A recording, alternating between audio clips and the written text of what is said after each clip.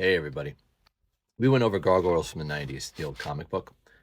I figured we'd go over the new one, the one that just came out last year in December. This one is from Dynamite Comics. This was also a branch off from the series from the 1990s. It ended in 97, but technically 96, season 2 came out. So the creator, Greg Weisman, is the writer of this story. He's taking his thoughts and his notes from the 90s when he was still creating these characters in his head, even though the show was done. Goliath Chronicles, he wasn't really involved in. That's why we don't talk about that one too much. Has its hit or miss episodes, but we'll talk about that another day. But this comic series just came out. It was written by Wiseman and also a interior art by George Cambadias. It's interesting stuff. His stuff looks very animated. So let's deep dive a little bit into Gargoyles issue 1. Now this starts off another day. You got the Gargoyles stopping a high-speed chase. Who Matt Bluestone is chasing Elisa, and Matt are chasing this runaway car. It's a bunch of thieves, so of course the heroes swoop in to help. And after they catch the baddies, Goliath and Elisa get to have a little alone time for a second, and Elisa's talking about how their relationship is interesting and different because he's a gargoyle, she's a human, so it's kind of like a boyfriend girlfriend-ish relationship. And when they're making out, all of a sudden, Brooklyn and the family show up, and he's got a wife and a kid now. Now this story spanned from the 2006 comic book that was made by Dynamite Comics as well, and also Slave Labor Comics. And in that comic, the Phoenix Gate took Brooklyn to another time, and Brooklyn came back with the family. We'll go over that in another comic book. But if you look at his design, he's wearing that armor from the Future Tense episode, one of my favorite episodes. You got to check that one out on Disney Plus. So then we come to find out Lisa's talking about how Dracon and Brogue got arrested and they're both doing their time in prison. Now, Dracon was the kingpin of New York for a while till Elisa and the Gargoyles put him in prison. And Thomas Brogue, who was a villain in Prague, he ended up becoming a head in there and then decided to go take over New York. And these two were fighting until they both got kind of taken out by the Gargoyles. So they're doing their time. So she's saying how, since the two kingpins are out, gang war is all over the city, and her and Bluestone and the police have to deal with it.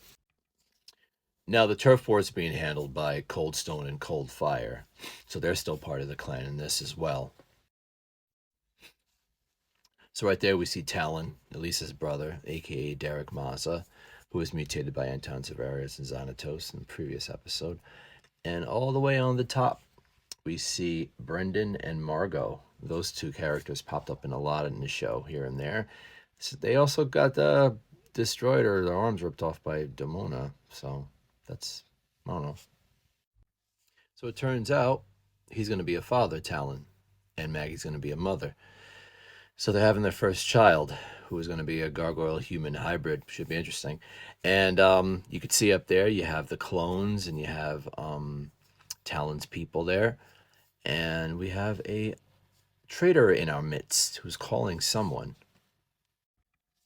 So here we see Dr. Anton Severius listening to the message, who was voiced by the great Tim Curry in the show. But what's more interesting is we have his little buddy there, the clone of Lexington, aka Brentwood. Weird name, I know. And the interesting about that is Lexington in the show, in my favorite episode, Future Tense, he actually was bad.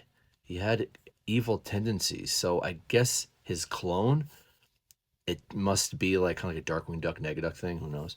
But it seems like that part of him is actually in that guy there. So that should be cool too to see. And who's the evil mastermind behind this? Goliath's clone, Thalog. Thalog's interesting because he is the clone of Goliath. He has the brain of Xanatos, and the ambition of Xanatos, and the greed of Xanatos. He has this evil side.